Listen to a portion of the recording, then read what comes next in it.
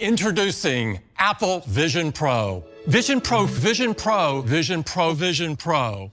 To be super clear, I'm not saying it delivers on all promises, is a genuinely new paradigm in computing or any other high-powered claim that Apple hopes to deliver on once it ships. I don't know whether it will be the next computing mode, but you can see the conviction behind each of the choices made here. No corners cut. Full tilt engineering on display. The hardware is good, very good, with 24 million pixels across the two panels. Everywhere you look here, there's a new idea, a new technology, or a new implementation. All of that new comes at a price. $3,500 is on the high end of expectations and firmly places the device in the power user category for early adopters. Here's what Apple got right that other headsets just couldn't nail down. The eye tracking and gesture control is near perfect. The hand gestures are picked up anywhere around the headset. That includes on your lap or low and away resting on a chair or couch.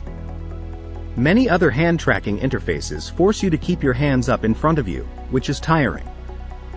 Apple has high-resolution cameras dedicated to the bottom of the device just to keep track of your hands. Similarly, an eye tracking array inside means that, after calibration, nearly everything you look at is precisely highlighted. A simple low-effort tap of your fingers and boom, it works. Pass-through is a major key. Having a real-time 4K view of the world around you that includes any humans in your personal space is so important for long-session VR or AR wear. There is a deep animal brain thing in most humans that makes us really uncomfortable if we can't see our surroundings for a length of time. Eliminating that worry by passing through an image should improve the chance of long use times. There's also a clever breakthrough mechanism that automatically passes a person who comes near you through your content, alerting you to the fact that they're approaching.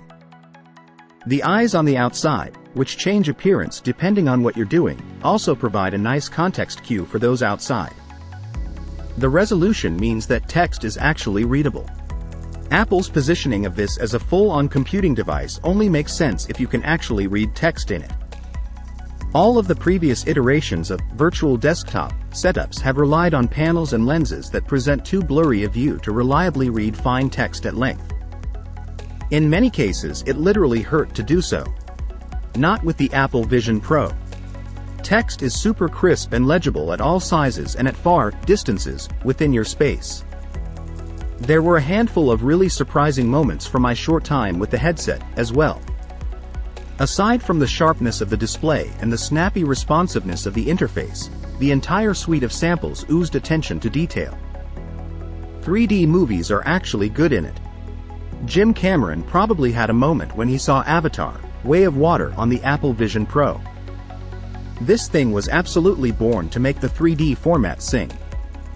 And it can display them pretty much right away, so there's going to be a decent library of shot on 3D movies that will bring new life to them all. The 3D photos and videos you can take with Apple Vision Pro directly also look super great, but I wasn't able to test capturing any myself, so I don't know how that will feel yet. Awkward? Hard to say. Yes, it does look that good. The output of the interface and the various apps are so good that Apple just used them directly off of the device in its keynote.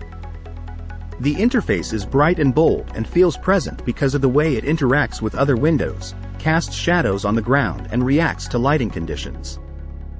Overall, I'm hesitant to make any broad claims about whether Apple Vision Pro is going to fulfill Apple's claims about the onset of spatial computing. I've had far too little time with it and it's not even completed. Apple is still working on things like the light shroud and definitely on many software aspects. It is, however, really well done. The platonic ideal of an XR headset. Now, we wait to see what developers and Apple accomplish over the next few months and how the public reacts.